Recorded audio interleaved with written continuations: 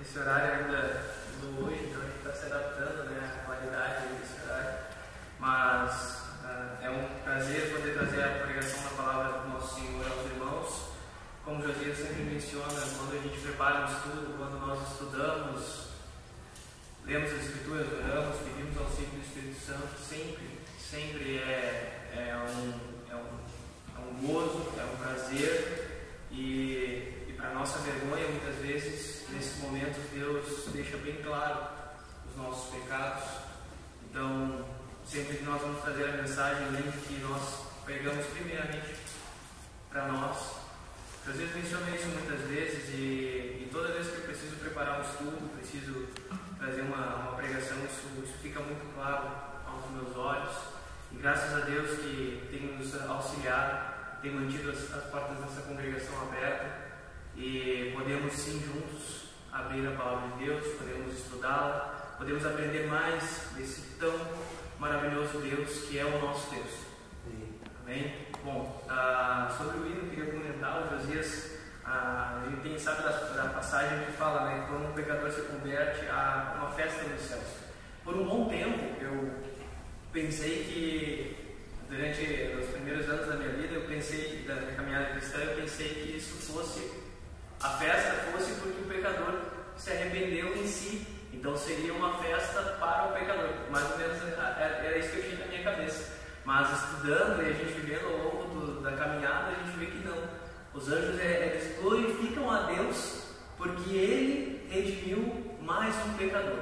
Era uma pessoa que estava caminhando para o inferno, para uma eternidade longe dele, e Ele, pela sua misericórdia e a sua graça, pegou essa pessoa e adotou ela. Como o peregrino de John Bunyan vai ilustrar, ele tirou essa pessoa de um lamaçal de pecados, desamarrou as ataduras das suas costas do peso do pecado e a chamou de filho. E hoje nós podemos ser chamados de filhos de Deus. E isso é tão grandioso, e a partir dali então eu pensei de outra forma nessa passagem. Quando até o hino, né, que a gente cantou, que diz que quando o pecador se arrepende, a festa nos céus. E a festa também na nossa congregação, quando nós vemos um novo irmão entrando, né, fazendo parte do nosso meio. É para nós nos alegrarmos, é um gozo nosso.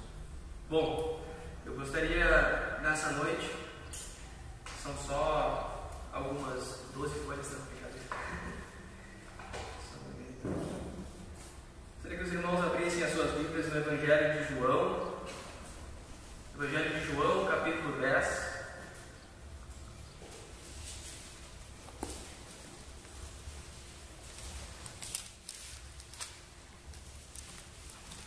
Evangelho de João, capítulo 10. Nós já lemos esse capítulo em nossa leitura dominical. Estamos no meio aí do Evangelho de João, quase terminando os Evangelhos, indo as cartas. Se Deus quiser, até final do ano que vem a gente termina o Novo Testamento, se Deus quiser. Bom, João capítulo 10, do versículo 26 ao versículo 29. Eu gostaria, antes de ler, de recomendar para os irmãos que a pregação de hoje ela é um resumo desse livro. Esse livro foi escrito por um pastor batista americano chamado John Piper. Ele é um pastor bem fundamentalista, certo? Ele é tradicionalmente batista. Ele se aposentou agora do pastorado e está escrevendo muito mais livros e contribuindo então para o crescimento da igreja evangélica no mundo todo. Ele é um pastor bem firme em suas convicções. Aconselho os irmãos que puderem a comprar esse livro, ele é muito bom. Tá? Não estou fazendo propaganda nem nada assim, mas é que eu li. E a mensagem de hoje então é baseada nele. É um livro muito bom, chama 5 pontos em direção a uma experiência mais profunda da graça de Deus.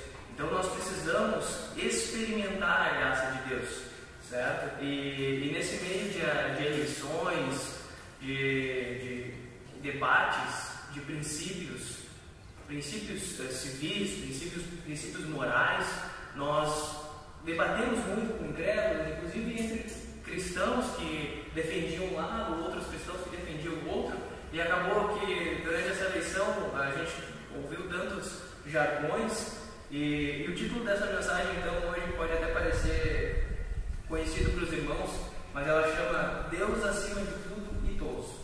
Esse é o título da pregação hoje à noite, Deus acima de tudo e todos. Porque o nosso Deus é soberano sobre tudo e sobre todos. Amém? Por que eu trouxe essa mensagem, meus irmãos? Inicialmente, eu gostaria de saber quantos aqui já leram a Bíblia toda. Alguns irmãos já leram a Bíblia toda, pelo menos uma vez, ou estão lendo pela primeira vez a Bíblia paulatinamente. Bom, então aqueles que já leram a Bíblia toda, pelo menos uma vez, eles puderam passar por todos os textos da Bíblia.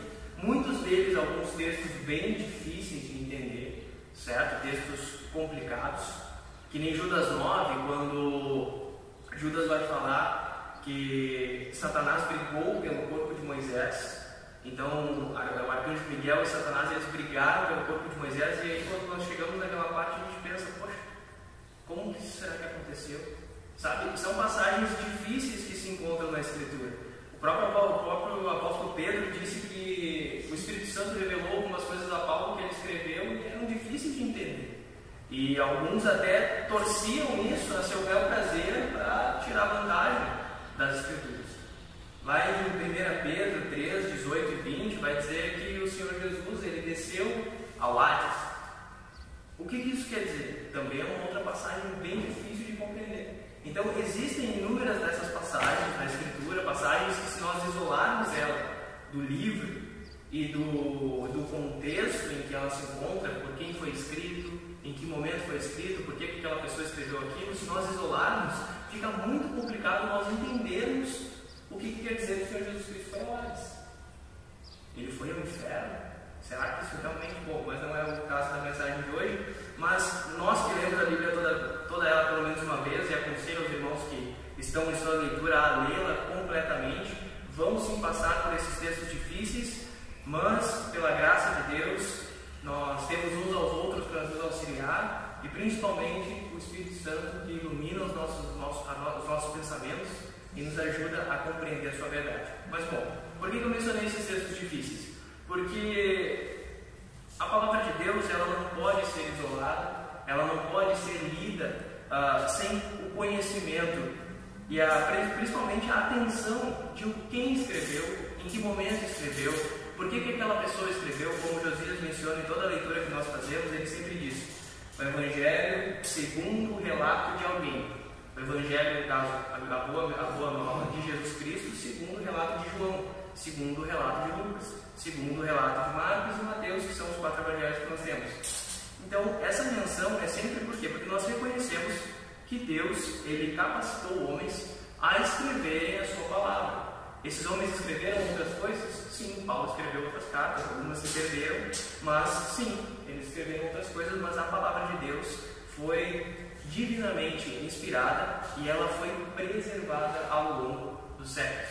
Então nós precisamos nos atentar a tudo isso e principalmente lembrar que a Escritura é um compêndio de vários livros, não um só. A Bíblia nós conhecemos ela assim como um livro só, de Gênesis e Apocalipse, 66 livros, mas ela é um conjunto e um aglomerado de muitos livros. Havia só o Antigo Testamento. A partir então da vinda de Cristo, os apóstolos ali, os irmãos que relataram algumas coisas, então eles começaram a criar esses novos livros e depois então, mais à frente, a própria igreja se reuniu e definiu o que seria então aceito como Escritura Sagrada e fechou o Novo Testamento. Então nós temos o Antigo e o Novo Testamento, que são a Bíblia, a única palavra de Deus.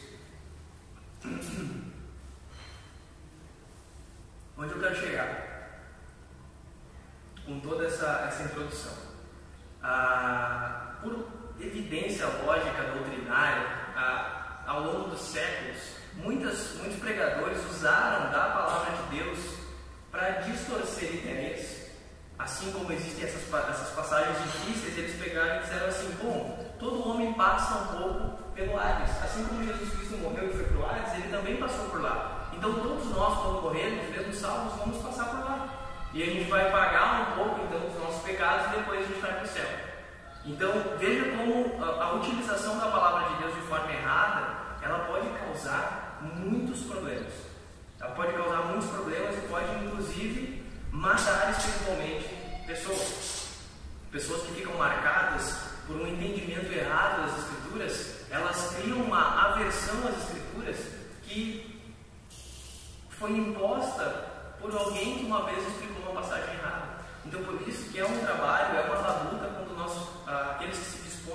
estudos, a trazer um devocional na quarta-feira, nós devemos orar por eles, nós devemos conversar e pedir a Deus que capacite a pregação, porque não é um trabalho fácil e não é um trabalho de brincadeira, é algo sério.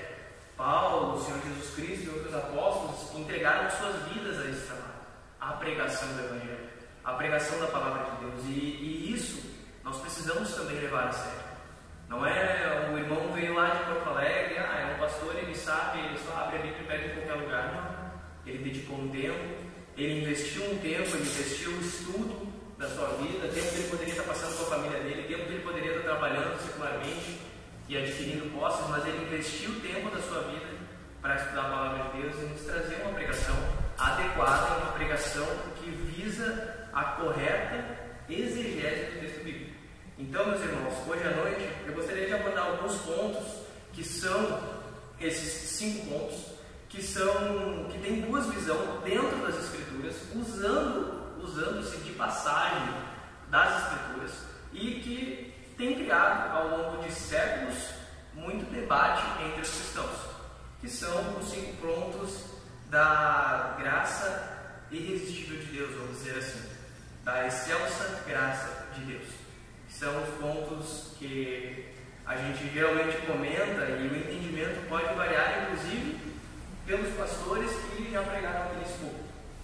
Hoje à noite eu espero que os irmãos saiam daqui com um entendimento um pouco mais profundo sobre esses 5 pontos, porque todo pregador, quando ele faz a exegese de um texto, ele vai expor a posição dele acerca de determinados pontos, e esses são então 5 pontos definitivos sobre isso. Bom, nosso texto base está em João, capítulo 10, versículo 26 até o 29. O Senhor Jesus Cristo, então, ele está em Jerusalém durante a festa da dedicação, e o texto nos diz o seguinte: mas vós não credes porque não sois das minhas ovelhas, como já vos tenho dito. As minhas ovelhas ouvem a minha voz, e eu conheço-as, e elas me seguem, e dou-lhes a vida eterna, e nunca hão de perecer, e ninguém as arrebatará da minha mão. Meu Pai que mas deu é maior do que todos, e ninguém pode arrebatá-las da mão de meu Pai. Vamos orar? Deus Pai Todo-Poderoso, bendito seja o teu nome sobre toda a terra, Senhor. Tu és grandioso, tu és justo, tu és santo, tu és eterno, tu és imutável. Tu, Senhor, formaste os céus e a terra pelo poder de tuas palavras. Senhor, sabemos que não existiríamos se não fosse de tua vontade. Abençoa-nos neste momento.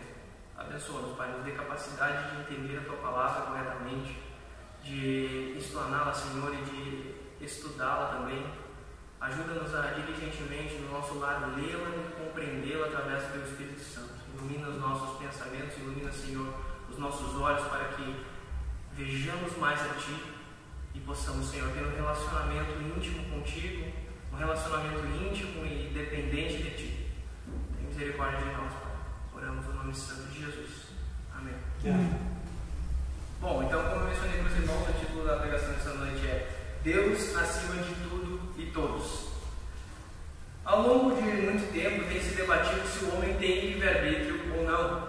Então, eu sou bem direto, às vezes, quando eu trato de alguma coisa, existe um posicionamento, e é o primeiro ponto tratado no livro por John Piper, e ele vai dizer o seguinte: o homem tem livre-arbítrio ou ele é depravado de uma tal forma que ele não é capaz de buscar a Deus? Certo? A definição de livre-arbítrio é faculdade da vontade para se autodeterminar, ou oportunidade ou possibilidade de tomar decisões por vontade própria, seguindo o próprio discernimento e não se pautando em uma razão, motivo ou causa estabelecida. Então essa é uma definição técnica do que é livre-arbítrio, para nós entendermos o que é, né? E podemos pensar se realmente é essa a ideia que emana das Escrituras, e não a ideia que alguns pastores levantaram ao longo de suas vidas e pregaram impondo as Escrituras e não trazendo delas para nós. Então nós temos a declaração, eu trouxe uma declaração de quem defende o livre-arbítrio e uma declaração de quem não defende, tá bom? Nós vamos estudá-la de forma técnica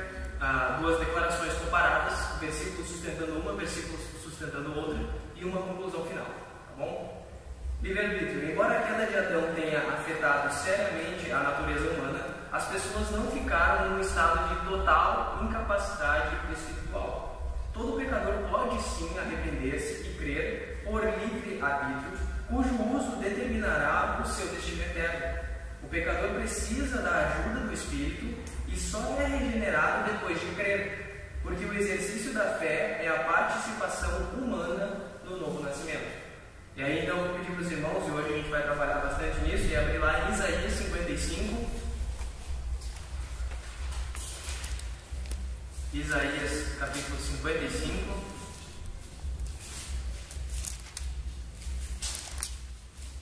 Isaías 55, versículo 7.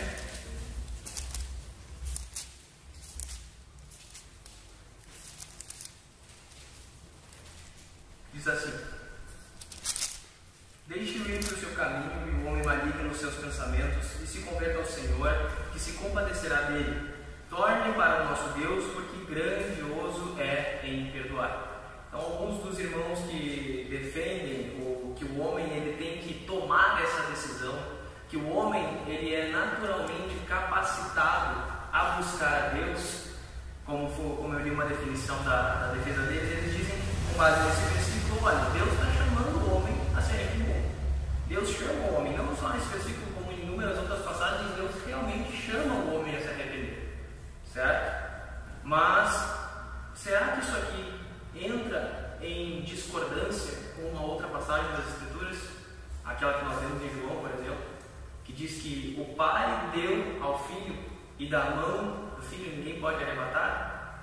Será que a Escritura ela se contradiz? Então é isso que eu vou apresentar para os irmãos a outra posição agora, que diz o seguinte: o homem natural não pode sequer apreciar as coisas de Deus, menos ainda salvar-se. Ele é cego, surdo, mudo, impotente, leproso espiritual, morto em seu pecado, insensível à graça comum. Se Deus não tomar a iniciativa, infundindo-lhe a fé salvadora e fazendo-o ressuscitar espiritualmente, o homem natural continuará morto eternamente. Então existe a posição daqueles que definem que o homem possui livre-arbítrio e daqueles que defendem que o homem não possui o livre-arbítrio, mas possui uma depravação total. E essa depravação total, ela afeta a sua alma, o seu ser, de tal forma que incapacita o homem natural, como é mencionado aqui. O que é esse homem natural? É o homem antes, é o homem sem Deus. O homem sem Deus é o homem natural. Incapacita esse homem natural a querer Deus. Então é aí onde nós entramos assim. Nós fazemos a seguinte pergunta: antes que Deus venha até o homem é capaz de querer a Deus, de buscar naturalmente a Deus? O homem que vive em seus pecados, em seus deleites, que vive uma vida longe de Deus, uma vida como Ezequiel vai nos falar, uma vida morta nos seus pecados, ele é capacitado, ele é capaz em seu ser de buscar a Deus sem que Deus o ajude? Eu particularmente creio que não. Creio que o homem ele não é capaz de buscar a Deus sem que o Espírito Santo de Deus, como Josias falou, venha até ele e converta o seu coração de pedra em um coração de carne. Imponha a fé em seu coração. Charles Spurgeon mencionava que ele tem uma frase muito clássica sobre isso, que ele diz assim: eu sei que a salvação é inteiramente de Deus, porque se Deus não tivesse vindo até mim, eu jamais iria querer. Ele, um pastor da sua competência, vamos dizer assim, de tamanha competência que foi, por muitos anos pregando na capela de Westminster, ele reconheceu que se Deus não tivesse vindo até ele não teria buscado a Deus por si só. Vamos abrir as nossas Bíblias lá no Salmo 51, versículo 5. Salmo 51, versículo 5. Salmo número 51, versículo 5 diz assim: eis que em iniquidade fui formado, e em pecado me concebeu a minha mãe. Aqui então nós sabemos que Davi está confessando seu pecado a Deus, e ele reconhece que desde o ventre da sua mãe ele é um pecador. E aqui, meus irmãos, entra o princípio, vamos dizer assim, da queda. Esse primeiro ponto, que é a depravação total, é a queda do homem diante de Deus. Todo homem natural, todo homem sem Deus, ele não quer a Deus, ele não busca a Deus, ele está em uma guerra contra Deus. Por isso a Escritura relata ele como alguém morto em seus pecados. E por isso que aquele que é salvo, aquele que crê no Senhor Jesus Cristo, ele diz, a Bíblia diz que ele tem vida, e agora a vida é eterna. Ele passou da morte para a vida. Era alguém que estava morto e agora respira, agora tem vida. E é isso que o sacrifício de Cristo faz na vida de um pecador. É essa obra do Espírito Santo, através do Senhor, da obra redentora de Cristo, a qual Deus, o Pai, planejou na eternidade, é que nós podemos dizer que somos salvos. E é essa convicção de que em algum momento da nossa vida, o Cauê tinha seus 16 anos, tinha seus 17 anos, lá Deus colocou fé no seu coração. E a partir dali, então, os meus olhos foram abertos e eu via a tamanha iniquidade do meu pecado. E a partir dali, então, eu reconheci que sou um pecador e que não mereço nada vindo de Deus, nada a não ser a sua justiça eterna, mas sim, Ele também me dá um escape através da obra redentora do Senhor Jesus Cristo, através da fé nessa obra. Romanos 3, pedi para os irmãos abrirem lá também. Romanos capítulo 3. O livro de Romanos, aos irmãos que não leram, eu aconselho que façam uma leitura. É um livro que, para alguns teólogos, ele representa um resumo base de toda a Bíblia.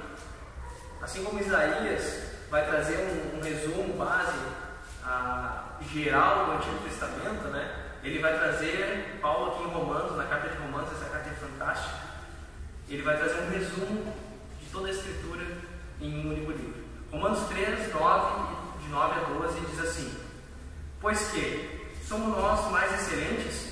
De maneira nenhuma.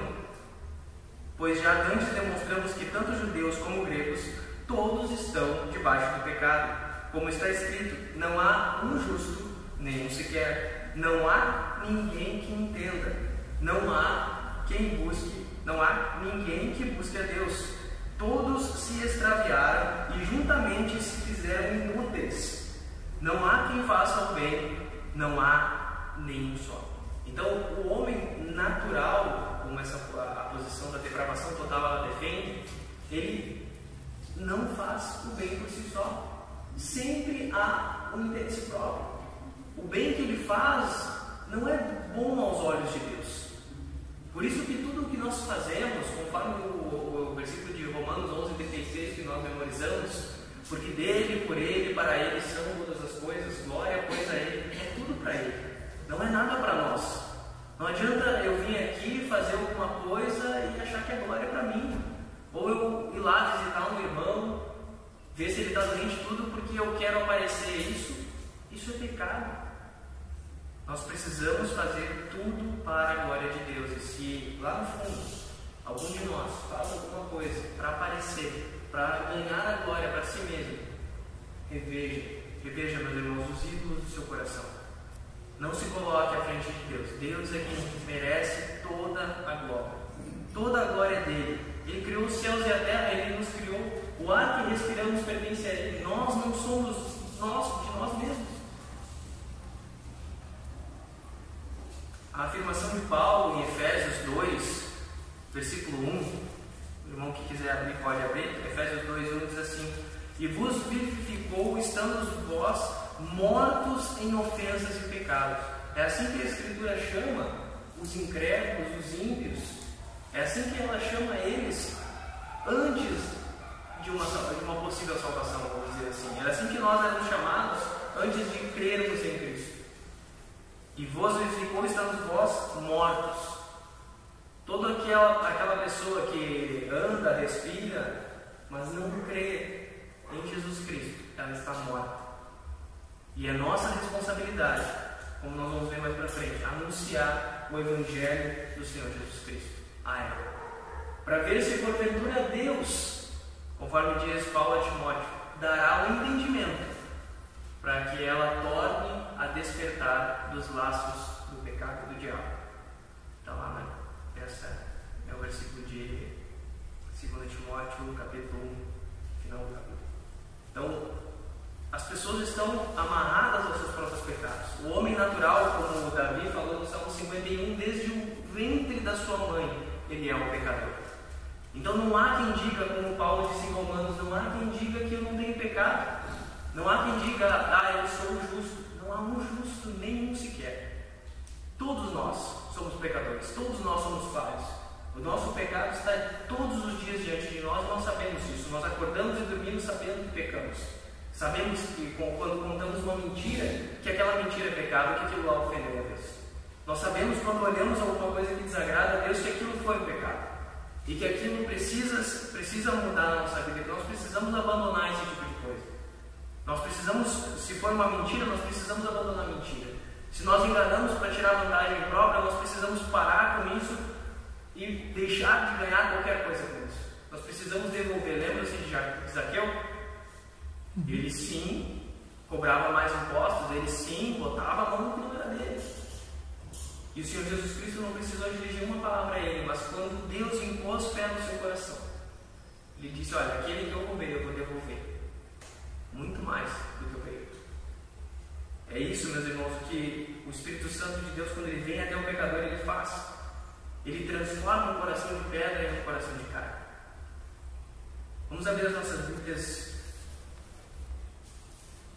em Mateus capítulo 26.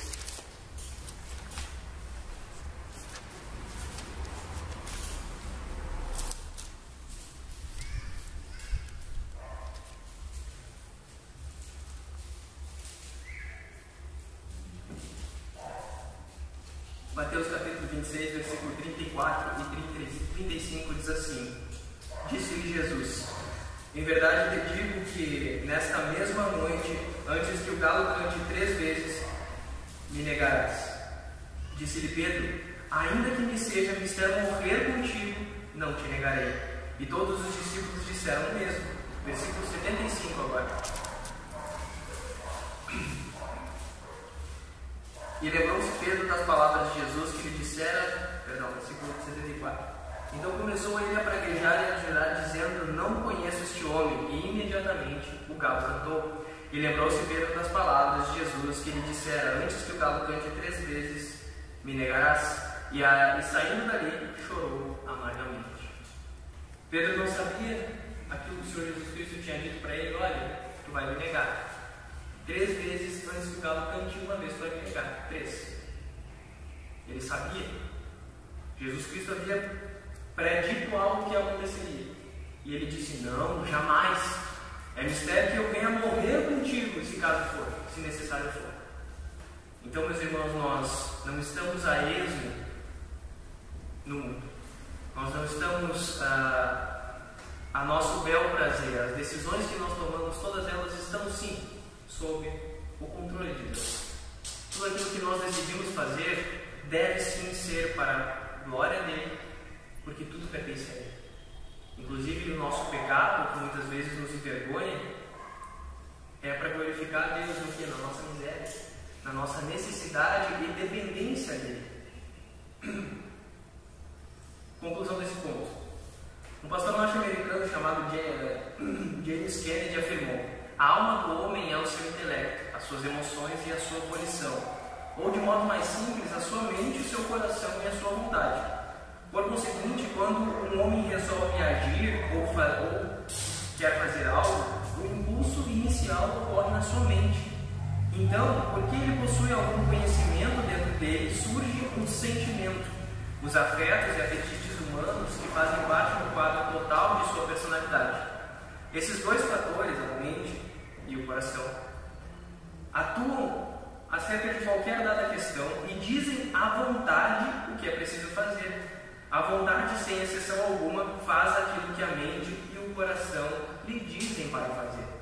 A vontade do homem, portanto, nunca age de modo contrário à sua mente e ao seu coração. Então, conforme o versículo que nós nós vamos memorizar esse mês, que ele diz: "Tende grande alegria quando passardes por várias provações ou tentações", dependendo da tradução. Lembre-se que quando caímos no pecado, quando passamos pela tentação e não resistimos, foi porque a nossa mente e o nosso coração quiseram.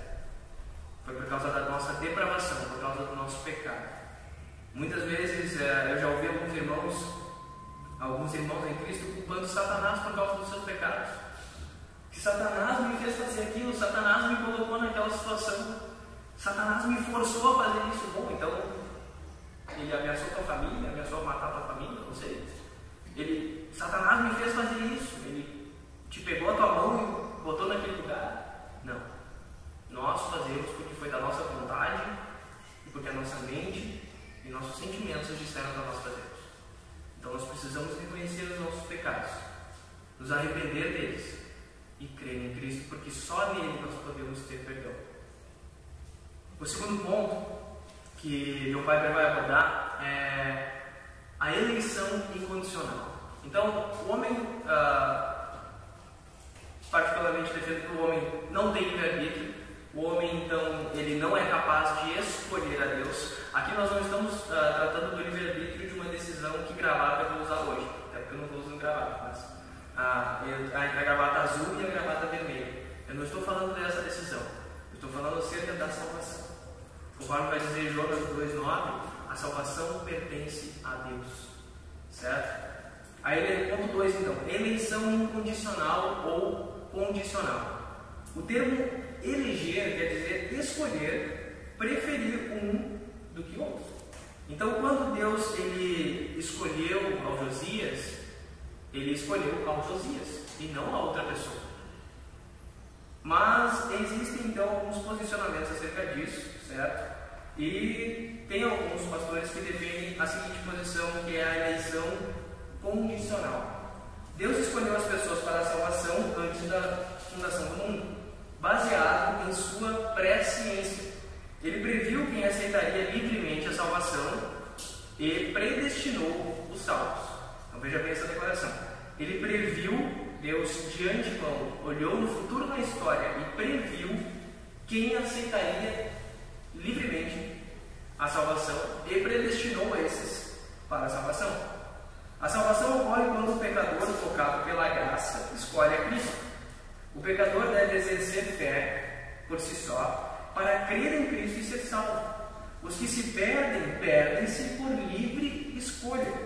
Não quiseram crer em Cristo, rejeitaram a graça auxiliadora de Deus. Vamos abrir lá em Deuteronômio 30, 19. Livro de Deuteronômio, capítulo 30, verso de número 19.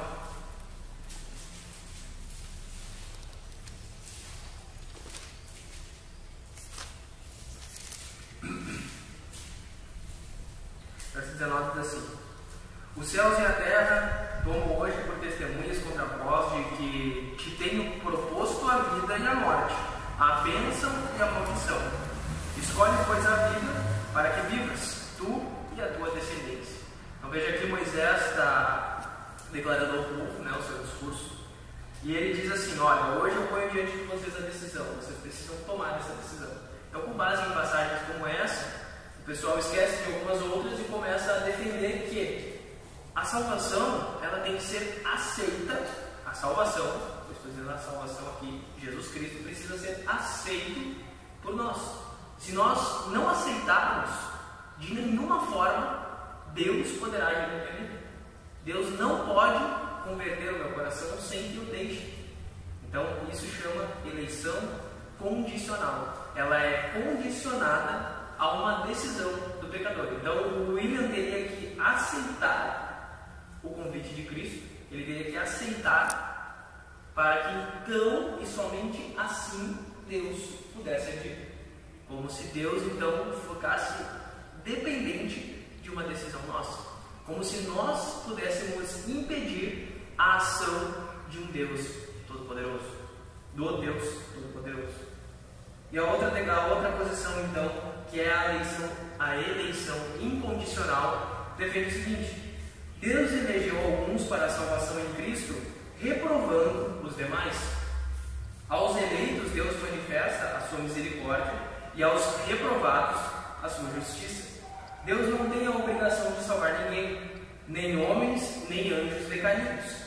Resolveu soberanamente salvar alguns homens, reprovando todos os demais e tornando filhos adotivos quando eram filhos das trevas.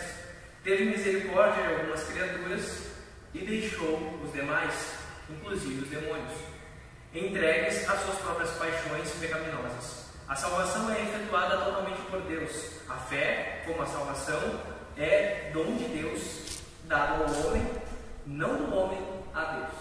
Então veja que essa posição ela define o seguinte: a eleição ela é incondicional. Eu não tenho como bloquear, vamos dizer assim, a ação de Deus na minha vida. Eu não tenho como resistir a Deus, que é o próximo ponto que nós vamos trabalhar, mas Deus ele elegeu alguns em detrimento de outros. E aqui então nós estamos trabalhando sim com a eleição, conforme vai dizer Efésios lá, que nós fomos predestinados. Paulo dizendo aos Efésios, ele diz que foram predestinados antes da fundação do mundo para louvor, né? A gente continua lá depois da leitura, mas eles foram predestinados. O que é predestinação? É selecionado de antemão. Então, antes que eles nascessem, antes da fundação do mundo, Paulo vai dizer que Deus já sabia que Josias seria um filho dele. Antes da fundação do mundo, Deus já sabia que o irmão Honor se arrependeria dos seus pecados. Agora, entra um detalhe que é, uma posição defende que Deus viu ao longo da história, como se Deus estivesse num túnel do tempo. Ele viu lá que Josias, com seus 20 anos, ele aceitaria Jesus. E então ele escreveu o nome dele, aqui a gente entra no Apocalipse, né? Ele escreveu o nome de Josias lá no livro da Bíblia. Mas porque ele viu no futuro que o Josias aceitaria. Então, a pergunta que fica é: esse futuro, quem colocou lá? Esse túnel do tempo aí, quem que fez? Foi Deus. Deus criou a história. Deus é um ser atemporal. Deus não fica velho. Assim como ele não teve um início, ele também não tem um fim. Deus é eterno. Foi, eu acho que o atributo que o William trouxe numa quarta-feira que nós estávamos estudando os atributos de Deus, e os irmãos trouxeram alguns atributos, e acho que o William mencionou que Deus é eterno. Ele não teve um início, assim como ele não tem um fim. E para eles, mil anos é como um dia, e um dia é como 1000 anos. Então, para ele é diferente. O tempo não existe. Deus é atemporal. Não é condicionado ao tempo como nós. Nós nascemos, crescemos, ficamos velhos, falecemos aqui, acordamos na eternidade. O tempo para nós é um fator perceptível. Para Deus não. Para Deus o ano 1 é como se fosse hoje. Deus é atemporal. Isso é um conceito bem complexo de se trabalhar, sim, mas nós precisamos entender que Deus ele não envelhece. De forma simples é isso. Deus ele não nasceu um dia como nós. Deus é eterno, sempre existiu, e ele não vai morrer. Ele sempre vai existir. Então, por isso, meus irmãos, que fica complicado de entender que Deus viu lá no futuro, um futuro que teoricamente ele teria criado, que alguém aceitaria, e por isso então escreveu o nome dessa pessoa num livro que será aberto no dia do julgamento. Bom, vamos abrir lá em Malaquias. Mas os irmãos que vamos ter uns livros diferenciados aí, tem que conhecer a Bíblia.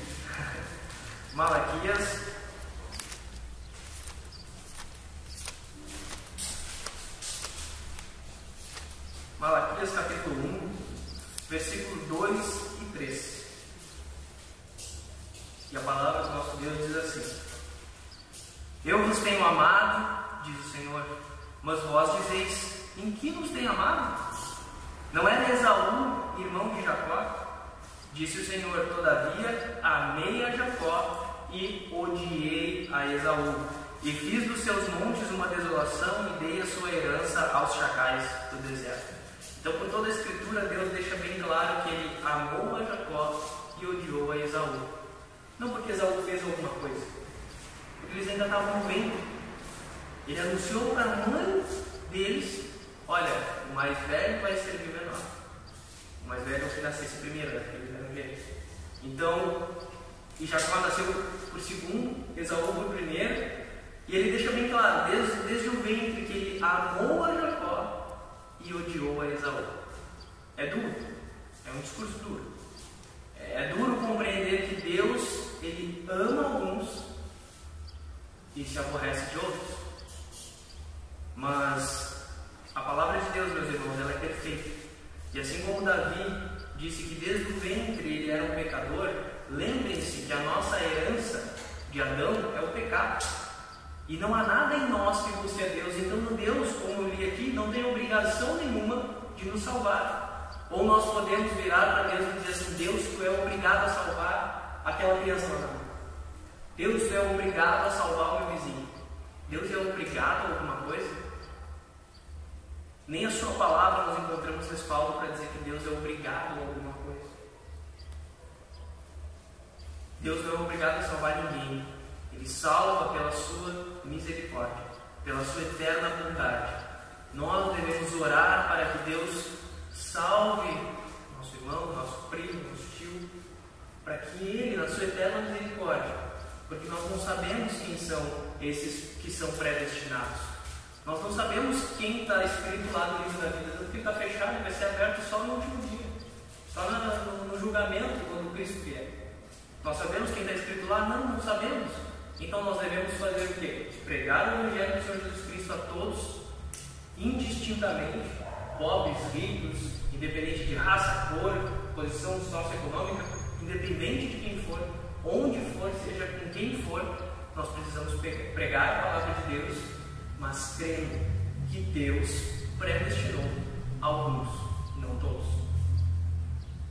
E aqui é bem importante nós lembrarmos que alguns pastores batistas aqui do Brasil, já pude ver algumas pregações deles, não sei se os irmãos conhecem, mas não recomendo. O pastor René Pitts, ele mencionou em uma das suas pregações que Hitler tem uma cadeira no céu. Claro, ele deu margem para muita coisa, mas através então de alguns outros vídeos que eu pude ver dele, algumas outras definições, então eu vi que o posicionamento dele é o universalismo, que é o quê? Todos vão ser salvos. De alguma forma, todo mundo é salvo. Uns mais velhos, outros mais novos, não decidem aqui por Cristo, não se arrependem dos seus pecados aqui, mas estarão na eternidade ao lado de Jesus Cristo. Então é um posicionamento bem complicado, precisa se torcer bastante a Escritura para chegar num ponto desse. E nós que somos batistas fundamentalistas, batistas tradicionais, precisamos sustentar a palavra de Deus.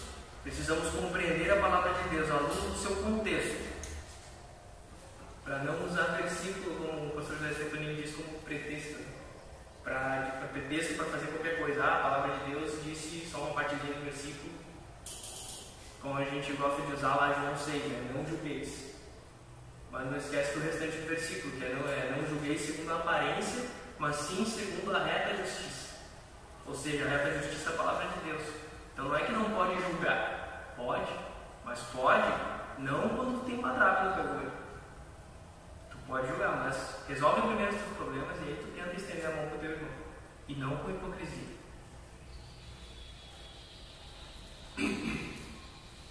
Romanos capítulo 9, para a gente finalizar esse ponto, passar para o outro. Romanos capítulo 9. Romanos capítulo 9, versículo 13 diz assim: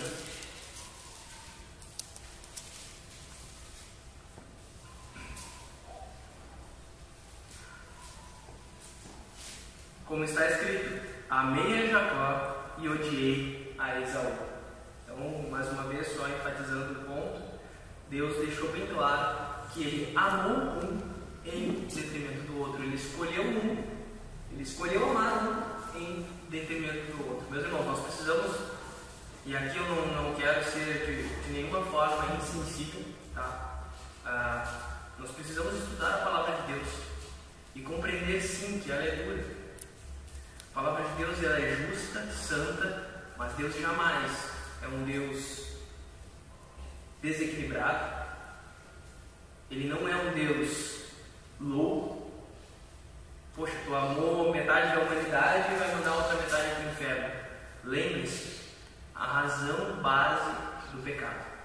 A razão base do pecado é que nós somos descendência de Adão. Adão pecou e nós, como os filhos de Adão, também temos o pecado. E por isso, Deus tem total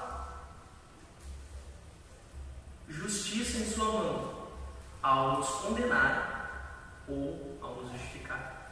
Ele não tem nenhuma obrigação para com o pecador, seja criança, seja adulto.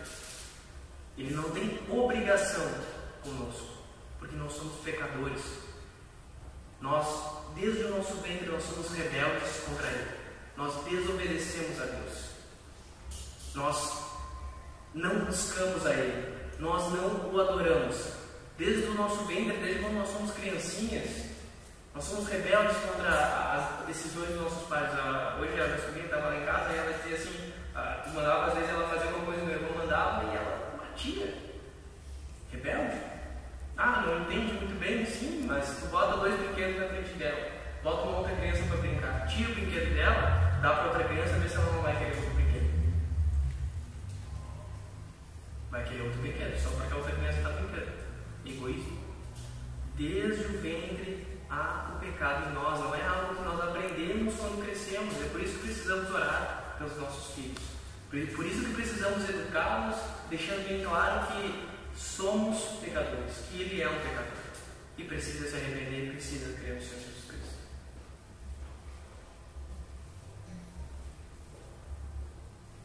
Terceiro ponto: expiação limitada ou ilimitada. O que é o termo expiação? É o cumprimento de pena ou castigo, satisfazer a ira de Deus que exige punição pelo pecado. Então, a expiação limitada é o cumprimento da pena ou castigo de Deus para alguns, e a ilimitada é o cumprimento dessa pena para todo mundo, foi o que eu mencionei anteriormente. Então, alguns que defendem a seguinte posição: o sacrifício de Cristo torna possível a toda e qualquer pessoa salvar-se pela fé. Só serão salvos os que creem nele. Todos os que creem serão salvos. João 3,16. Assim, não precisa nem abrir, né? E Deus amou o mundo de tal maneira que deu seu Filho unigênito para que todo aquele que nele crê não pereça, mas tenha vida eterna. Então Deus amou o mundo de tal maneira que deu o seu Filho. Mas aí a gente isola esse versículo e pensa, poxa, Deus amou o mundo todo. Então se Ele amou o mundo todo, Ele não pode mandar ninguém para o inferno. Então se alguma pessoa na história, desde Adão até nós, foi para o inferno, Deus mentiu ali em João 3,16. Deus não amou o mundo todo? Não sei. Vamos ver a próxima posição, diz o seguinte: a graça de Deus é suficiente para todos, eficiente para os escolhidos. Cristo foi sacrificado para redimir seu povo, não para tentar redimir alguém. Ele abriu a porta da salvação para todos, porém, só os escolhidos desejam entrar e efetivamente entram. E desejam aqui, deixando bem claro que é pela fé que Deus dá àqueles que Ele escolheu, não pela fé que o homem tem em si mesmo e pode, a partir de si mesmo, decidir por Deus.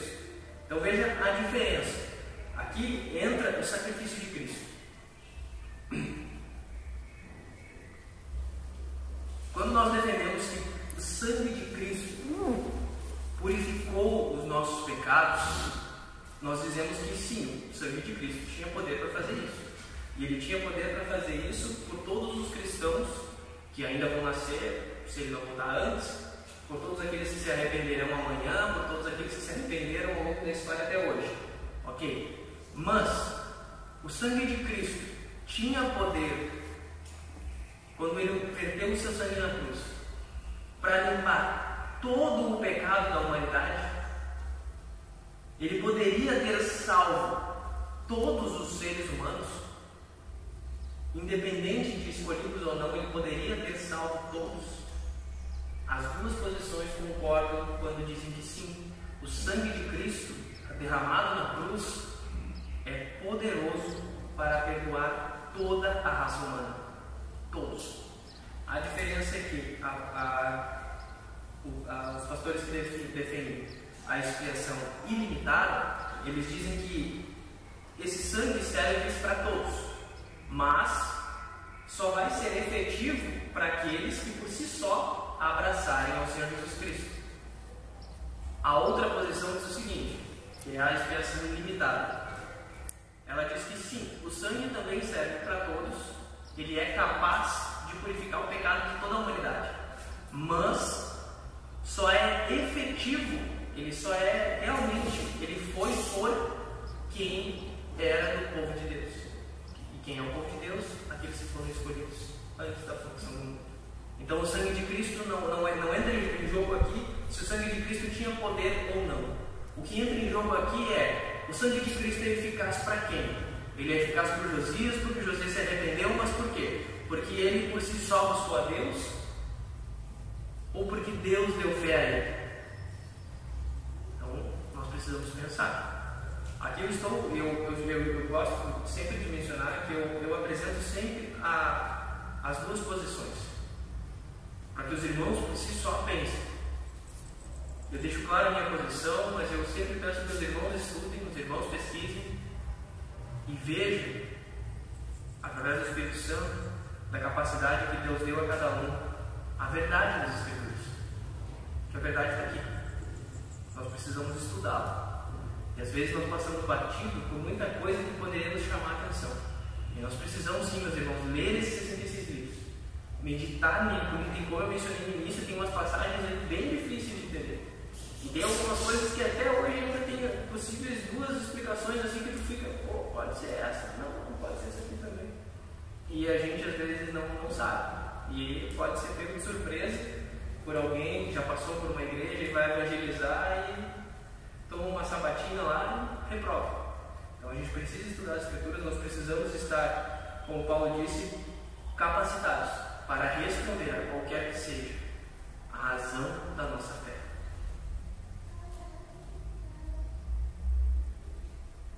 Vamos abrir em João, capítulo 17.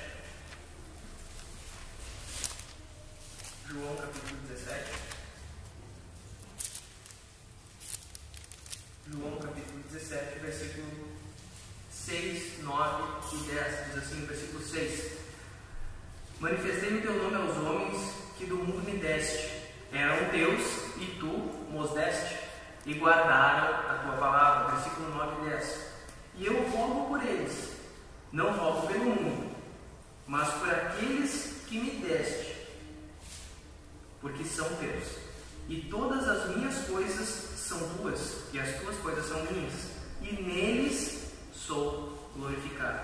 Então veja aqui que o Senhor Jesus, na sua oração, a oração intercessória dele, em João capítulo 17, esse capítulo é bem conhecido, ele deixa bem claro, eu não rogo pelo mundo, versículo 9, mas por aqueles que me deste, por aqueles específicos, pelo teu povo, e aqui ele está falando com o Pai, porque são teus. Para mim é claro as passagens em que isso fica explicado pelo Senhor Jesus Cristo, mas eu não posso analisar essas passagens em detrimento de outras, assim como eu também não posso ter essas outras passagens em detrimento dessas. Então nós precisamos entender, meus irmãos, que o próprio João, quando afirmou lá que Deus amou o mundo enviando o seu Filho, também relatou aqui no versículo 17, no capítulo 17, que Jesus orou dizendo, olha, eu oro, Pai, por esses que tu me deu. E aqui a gente não está falando, um falou lá em Êxodo e o outro falou aqui em João, não. É o próprio apóstolo João. No capítulo 3 ele disse uma coisa e no capítulo 17 ele disse outra. Aparentemente contraditória. Aparentemente. Então nós precisamos entender e compreender o que ele está querendo dizer então.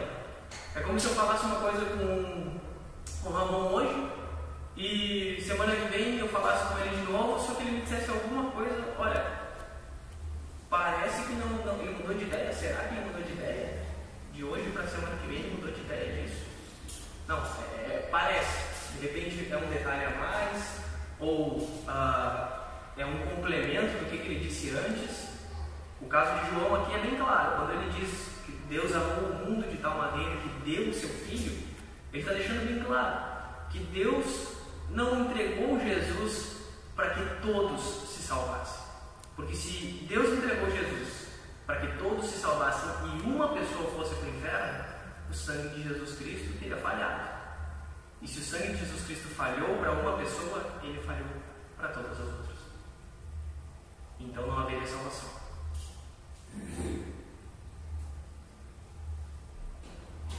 Quarto ponto, então, e antes do último, nós vamos acelerar um pouquinho esse ponto, chama a graça resistível ou irresistível. Deus faz tudo o que pode para salvar os pecadores. Estes, porém, sendo livres, podem resistir aos apelos da graça. Se o pecador não reagir positivamente, o Espírito não pode conceder vida. Portanto, a graça de Deus não é infalível nem irresistível. O homem pode sim frustrar a vontade de Deus para a sua salvação. Resumindo, Deus pode sim querer salvar alguém, mas não salvar essa pessoa ir para o inferno.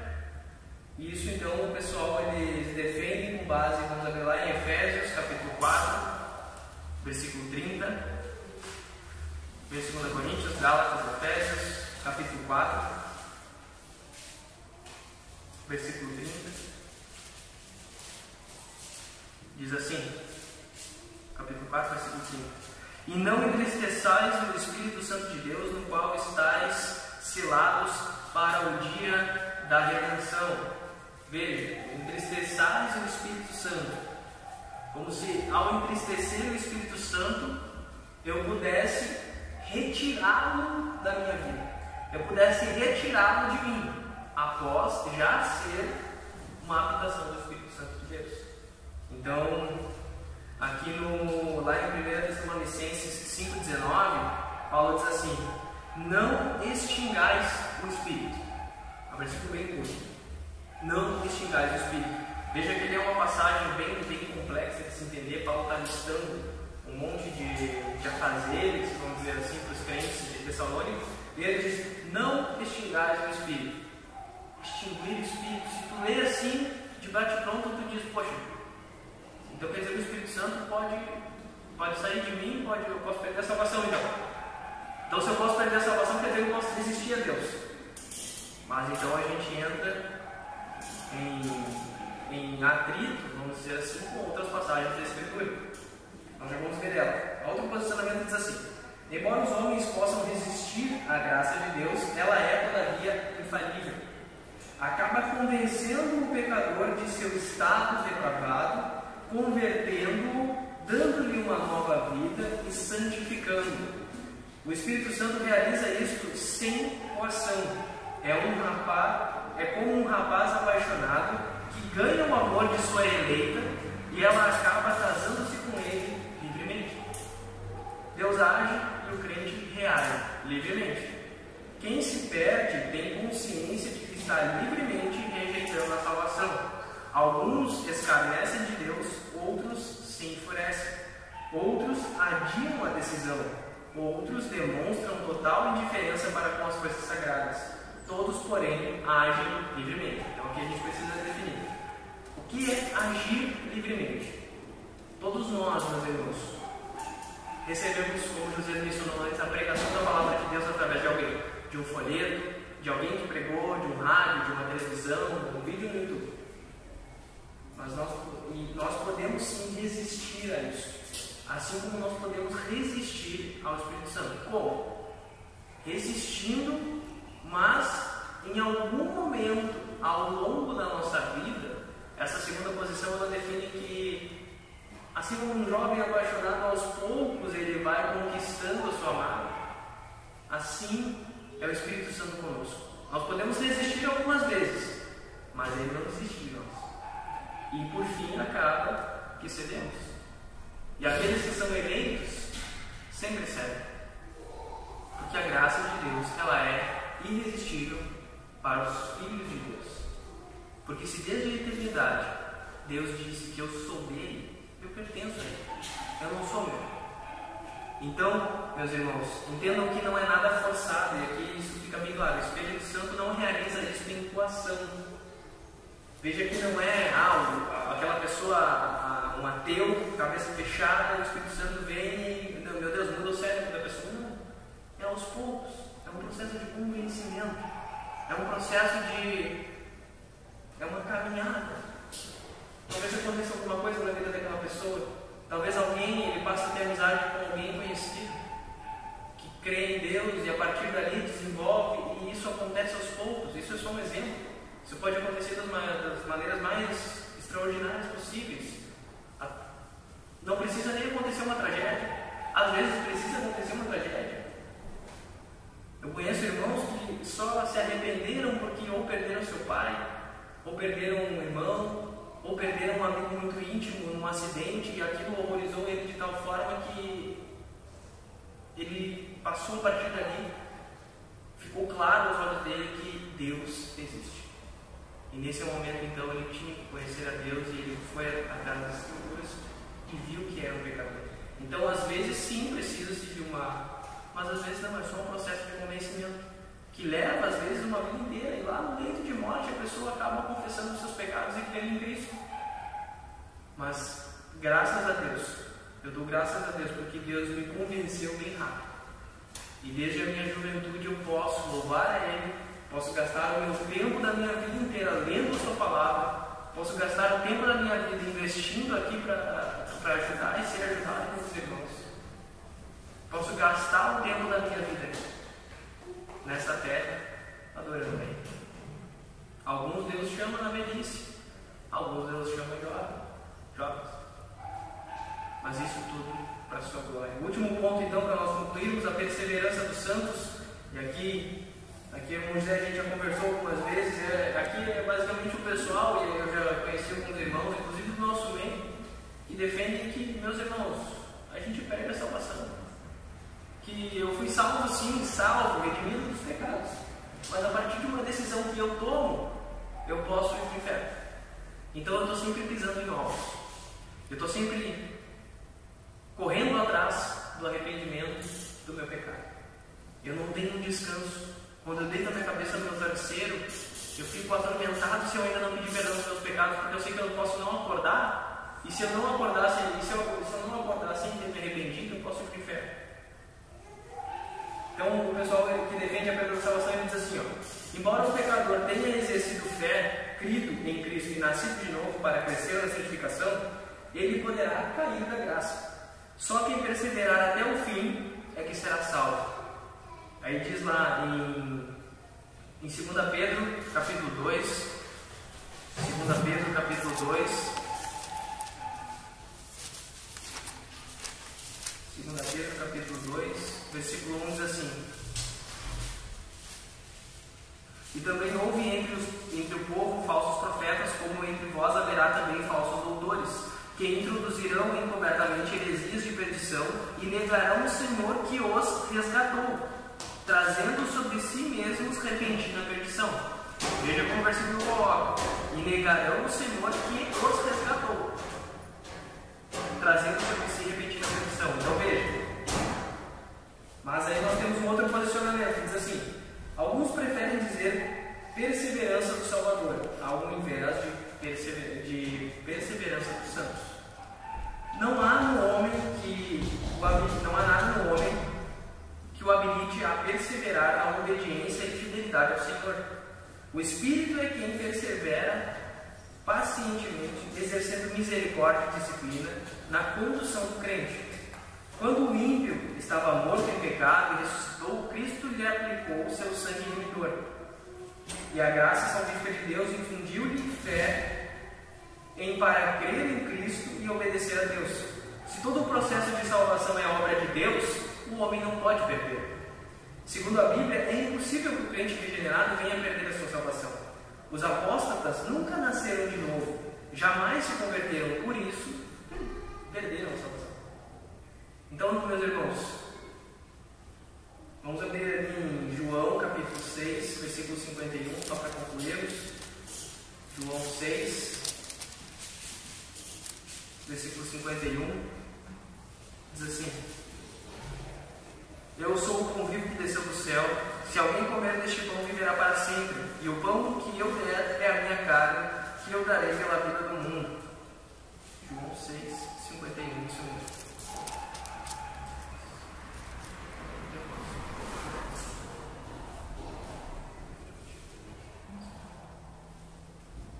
Perdão, é 37, capítulo 6, versículo 37. Todo o que o Pai me dá virá a mim, e o que vem a mim, de maneira nenhuma o lançarei fora. Então, meus irmãos, se Cristo, isso aqui é praticamente uma promessa. De maneira nenhuma o lançarei fora. E se alguém perde a salvação, Cristo está mentindo aqui nessa passagem. Por isso que a gente tem que entender bem o que João quis dizer em relação a 2 Pedro, capítulo 2, versículo 1. Porque ou então a Bíblia está se contradizendo, ou então a gente precisa entender o que Pedro está querendo dizer sobre aqueles falsos profetas que surgiram da igreja. Conclusão. Não estou dizendo que existem textos não estou dizendo que existem textos fáceis na Escritura, existem textos difíceis. Estou afirmando que precisamos, ao ler esses textos, levando em consideração outros textos que lemos agora, e não interpretarmos algumas passagens sem analisar o todo da Escritura. Lembrando principalmente que o ponto crucial para a definição entre os dois posicionamentos que a gente leu aqui hoje, existe esse, existe aquele, como que é? O principal ponto, a principal definição que divide os dois é que a fé ou é dada por Deus ao homem para que creia no seu sacrifício, no sacrifício de Cristo, ou ela é uma capacidade natural do homem. Então, a partir dessa definição, nós cremos que o homem tem livre-arbítrio ou não. Nós cremos que o homem pode resistir à salvação e pode dizer não para Deus que quer salvar ele, ou nós cremos que Deus não pode, que o homem não pode resistir a Deus. Que todos aqueles que Deus predestinou serão salvos por ele. Em algum momento da sua vida, sim, mas serão salvos. É importante, meus irmãos, e aqui eu quero tocar no ponto, só me deem mais 5 minutinhos, que nós definamos, através das Escrituras, o entendimento da vontade preceptiva de Deus e da vontade decretiva. Como o próprio nome já diz, a vontade decretiva é aquela que Deus decreta. Vai se fazer assim e assim acontece. Digamos que no exemplo que nós lemos, a vontade decretiva de Jesus Cristo, naquele momento para Pedro, seria que ele iria negar ele 3 vezes antes que o galo cantasse. Aquilo ele disse e aconteceu. Deus disse, haja luz e houve luz, a vontade decretiva de Deus. Deus disse que enviaria um Messias, um Salvador, ele anunciou isso, ele disse e ele fez. Deus disse que remiria um povo, ele disse e ele fez. Deus disse que puniria aqueles rebeldes, os ímpios rebeldes que forem contra ele disse e ele fez, e ele faz até hoje. Então, essa é a vontade decretiva de Deus. Mas existe na Escritura o que nós chamamos de vontade preceptiva. Não que haja 2 vontades em Deus, mas existe uma que eu anuncio e a outra que eu decreto. Então, é como se eu dissesse assim para o Josias: poxa, Josias, eu tenho vontade de dirigir teu carro. E a outra não, a outra é: Josias, eu vou dirigir teu carro. É diferente. Uma coisa eu ordeno, a outra eu manifesto o interesse. Então, nós precisamos entender que as passagens, como diz lá em 1 Timóteo 2, 4, Deus quer que todos os homens se salvem e venham ao conhecimento da verdade, porque há um só Deus e um só mediador entre Deus e os homens, Jesus Cristo o homem. Lá em 1 Timóteo capítulo 2, versículo 4. Opa, Deus quer que todos os homens se salvem. Se Deus quer e um vai para o inferno, é a mesma coisa que a gente conversou agora há pouco. Se Deus quer que todos os homens se salvem e uma pessoa se perde, então Deus não é todo poderoso. Ele não é soberano. Mas agora, Provérbios 16, 4, para nós fecharmos. Salmos, Provérbios, capítulo 16, versículo 4. E esse foi um versículo que me chamou muita atenção e eu meditei nele por muito tempo. É um versículo bem duro. E é o último versículo que nós vamos ler essa noite, Provérbios 16, versículo 4. Diz assim: esperar os irmãos acharem. Provérbios 16, versículo 4. O Senhor fez todas as coisas para atender os seus próprios desígnios, até o ímpio para o dia do mal. Então veja, Deus faz todas as coisas, fez e faz todas as coisas para atender aos seus próprios desígnios. Nada acontece sem que seja da vontade de Deus. Se alguém se perdeu, se alguém se salvou, se alguém veio a falecer, se alguém se recuperou de uma doença grave, se alguém por milagre ou por remédio se recuperou, se alguém mesmo tomando remédio não se recuperou, tudo isso, tudo acontece, todas as coisas fez Deus para atender os seus próprios desígnios. Está na Escritura, em Provérbios, capítulo 16, versículo 4. Precisamos entender sim essa passagem, como eu mencionei desde o início, não em detrimento de outras, mas levando em consideração lá 1 Timóteo, capítulo 2, verso 4, levando em consideração João 3,16, levando em consideração todas as outras passagens. Mas não podemos esquecer dessa. Ela está aí. Vamos orar? Soberano Deus, grandioso e majestoso Rei, Tu, Senhor, és eterno, justo, santo. Tu, Senhor, és puro e santificado seja o Teu nome em toda a terra. Obrigado, Pai, porque sabemos que Tu és grandioso e somos menos que poeira diante de Ti.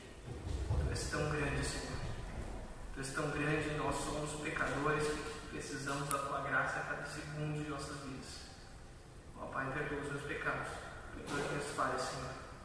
Perdoa as vezes que te entristeço, perdoa as vezes que sou rebelde contra a Tua vontade. Senhor, ajuda-nos a crescer diante de Ti. Ajuda a nossa congregação a crescer, Senhor, física e espiritualmente. Ajuda-nos, Pai, a ter convicção de nossa fé, convicção em Tua palavra, daquilo que cremos sobre tudo. Ajuda-nos a ter uma cosmovisão, Senhor, bem firmada em Tua palavra. Ajuda-nos a estudarmos a Tua palavra todos os dias. Precisamos, Senhor. Tem tanto a nos dizer, tem tanto para moldar a nossa vida, tem tanto a dizer aos nossos corações. Ajuda-nos a nos desarraigar de qualquer ídolo que tem em nosso coração. O Senhor merece a primazia em nossas vidas, porque Tu és maravilhoso. Tu nos tirou, Senhor, de um lamaçal de pecado. Tu, Senhor, perdoou cada uma de nossas iniquidades, inclusive, Senhor, o que vamos fazer. E isso é demais para o nosso entendimento. Ajuda-nos, Pai, a compreender a Tua vontade, a compreender o Teu ser e aquilo que Tu requer de nós. Te pedimos isso humildemente, no nome santo de Jesus Cristo. Amém.